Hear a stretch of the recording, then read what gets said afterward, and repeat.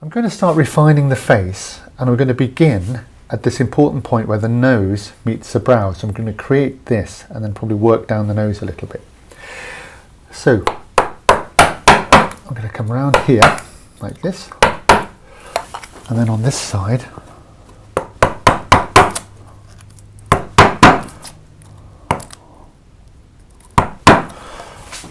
and then the top of the nose is coming in here.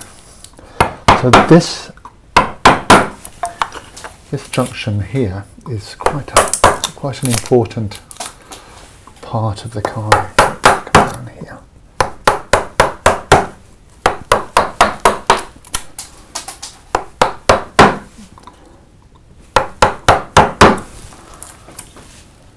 So this is the top of the nose.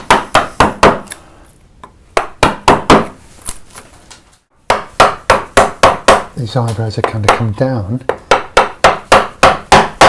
and much deeper, so that the nose itself here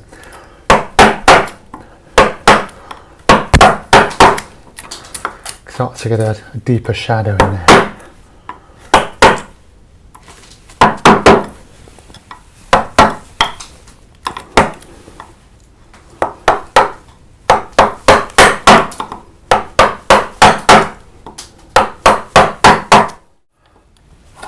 I've created a centre vein, centre of the leaf above here, with this gouge upside down, and I've also redrawn the centre line here, so I'm keeping an eye on that.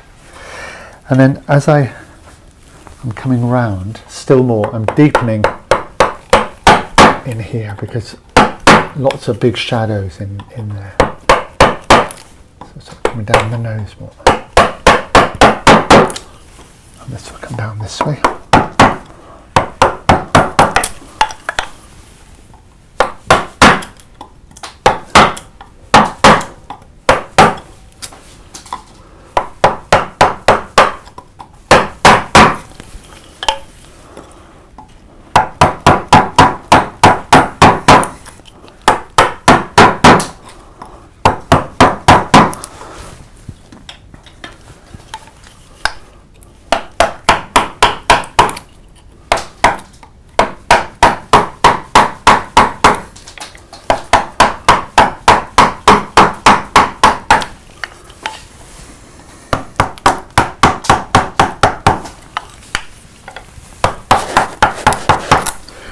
One of the nice things about having the carving set up like this is that if I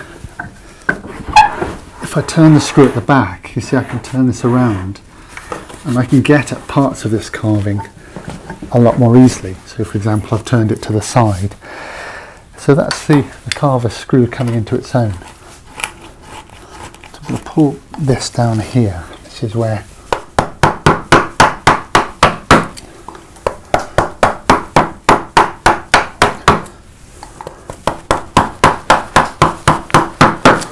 what I've got to do is create this eyeball so that it actually drops back. So the lower lid will be further back into the wood than the upper lid. So eventually it'll be this way, but also of course shaped in this direction as well. So across this way. So I'm going to just work around this area here, pushing this back and deepening that there.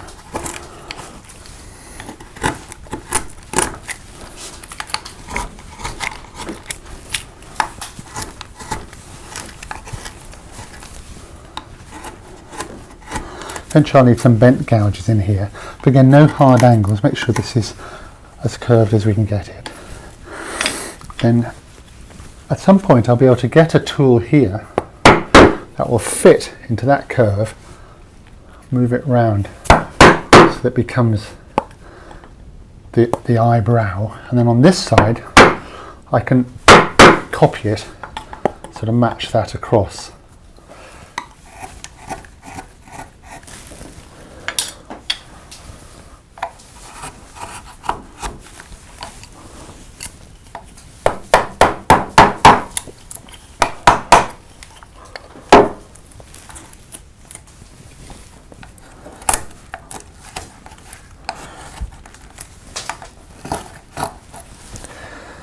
So what's happening here, if I can show you this little drawing, here's the brow coming down, and the eyeball is sloping backwards, so that the bottom part of the eyeball is further in than the top. And then we've got the cheek coming over here. On the other direction, this way, I'm rounding the eyeball this way, so I'm creating this ball that's sort of sloped in that way, and that's how the human eyeball works and how it looks most natural. I've been coming up here like this, leading this cheekbone into there, and I've been coming down here and under here. So this is going to get deeper and deeper, but don't make any sort of hard edges or hard angles yet. Keep that soft. And then when you've got a little bit like this, what we need to do is actually come over with this leaf here and start dropping this one back because it's far too high. So from the forehead here, again, just ignoring the drawing, just getting the general shape. Take this one back and down.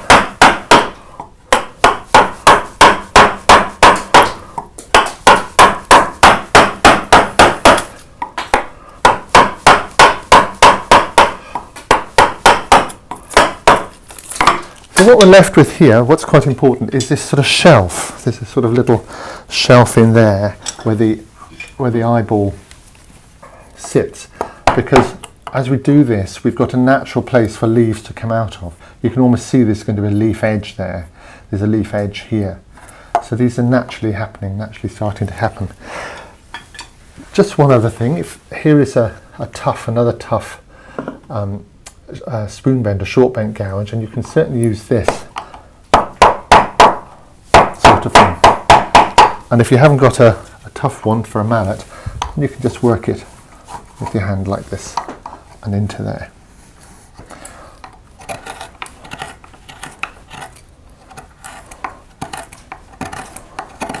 This sort of tight angle is often called a knuckle gouge, a little bit like a knuckle.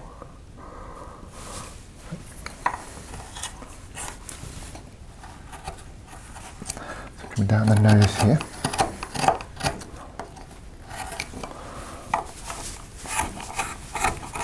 And when I've got this so far, I'm going to copy it onto the other side, and then we can come down a little bit down this way. So keep everything soft, drop the eye down and the eye round like this, create a shelf here, some depth in there. Just to say that if you want to get an idea of where I am on the depth, I'm about halfway, only halfway through the wood, so there's a lot of wood to come away if I want to make this even deeper. I've got the eyes pretty much the same now. They look a bit blobby.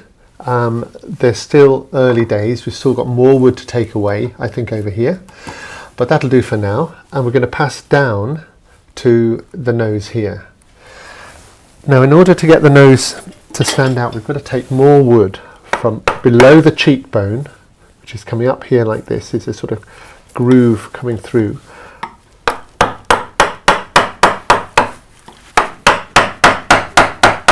Come up here and over the top of the mouth.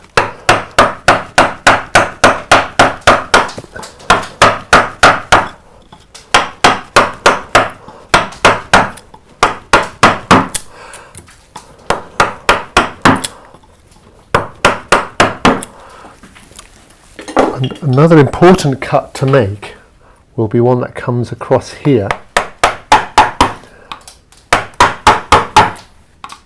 from just inside the start of the tip of the nose, round and over. And that is going to eventually define our nostril.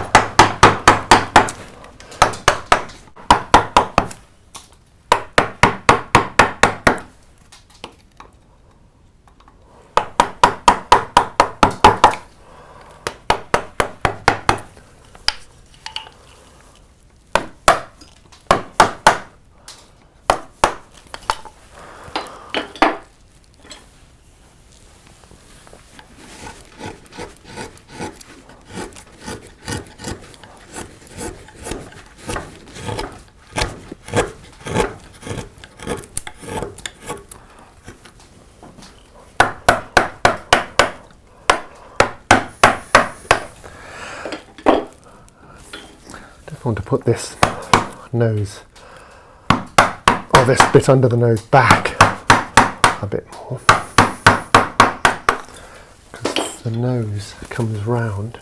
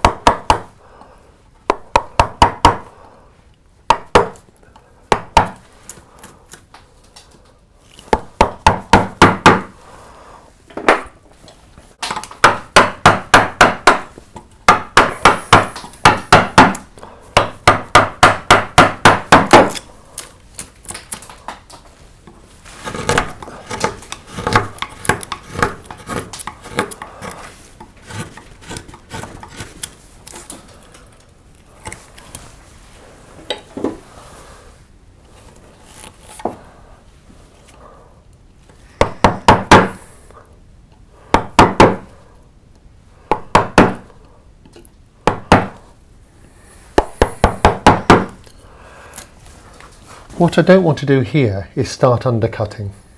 It's really important that we just leave this soft so that we can move this a little bit. So don't go too far into that, leave that a little bit messy. And the nose itself, we can come down here a bit.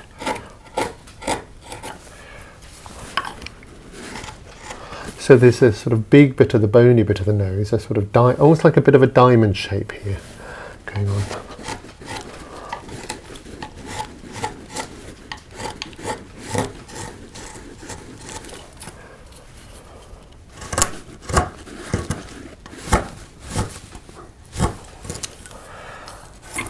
So the mouth, I've taken this back a little bit. This has still got to go further back over this way.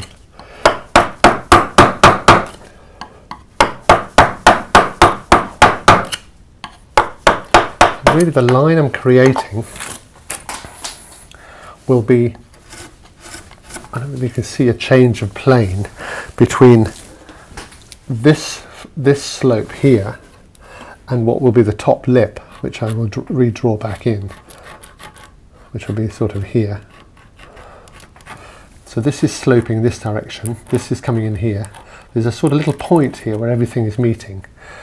But the mouth itself has to come round so that the edges of the mouth here further back in than the lips at the top. But it's this top edge of the lip I'm really looking for at this stage.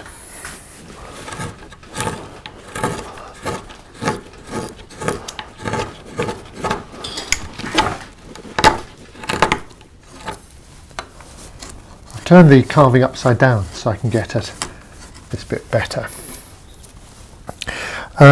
One thing you can do is you can find a tool that will match that nostril over there and put it here, so we get a matching nostril at each side.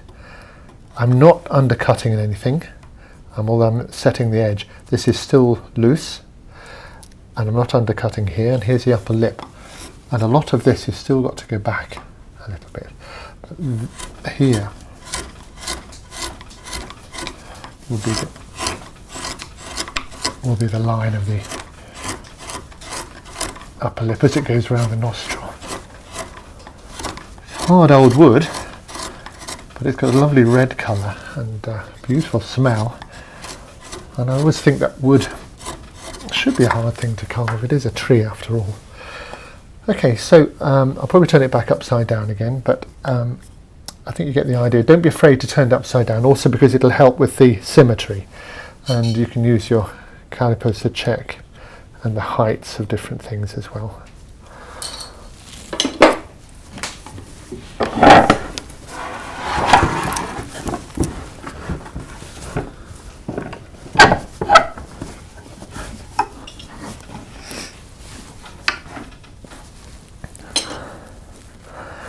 That's going to look something. So we've got this line comes up through here, like this slope comes up through here, and it comes onto the upper lip, and butts up against the nose. So I'm going to copy this now onto the other side.